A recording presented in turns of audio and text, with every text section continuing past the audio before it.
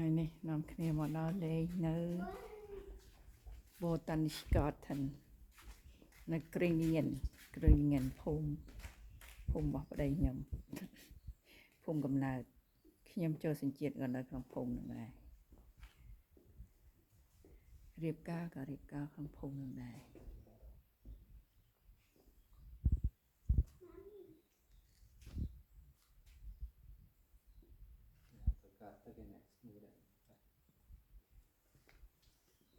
មែនតានេះ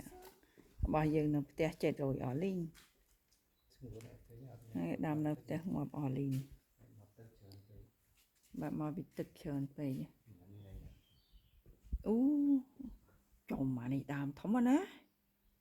ស្មានមិនដល់ទេនេះរបស់យើងនៅផ្ទះយើងដាំក្នុងផើងទូចគេញិក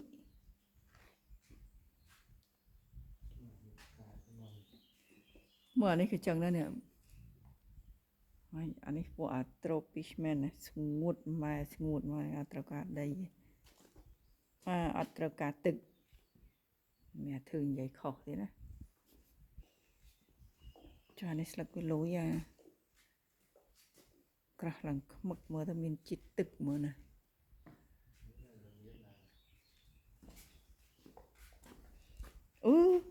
អានេះដាំនៅចេះដោះដែរមកមេបៅ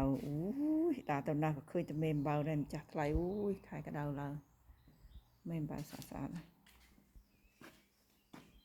ញ៉ានេះសេរីពូជដែលរបស់យើងនៅផ្ទះអានដល់គេចូលលើតបូលសេរីដូចគ្នាកាលនេះស្អាតនេះដាំនៅដីខ្ញុំដាំនៅផ្ទះដាំក្នុងថូមើលដើមស្វាយនេះងាប់ហើយដងម្លឹងមើលបាទ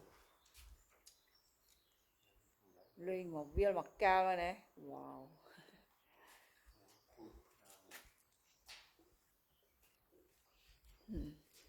អានេះក៏ស្តៀងរបស់យើងនៅផ្ទះដែរនេះ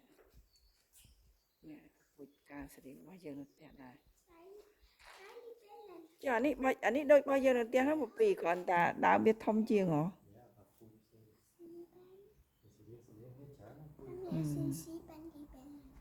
មកនេះចំអត់ដឹងថាអាខ្សាច់កតុំរួយនេះវាចូលចិត្តដើមក្តាតនេះច្រើនមែនតើ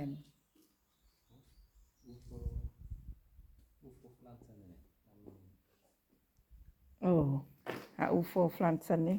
ហើយយើងដាំនៅផ្ទះនៅក្នុងផើងចាអានេះវាដុះមកត្រង់ចេះយើងដាំក្នុងផើងវាចេះធ្លាក់មក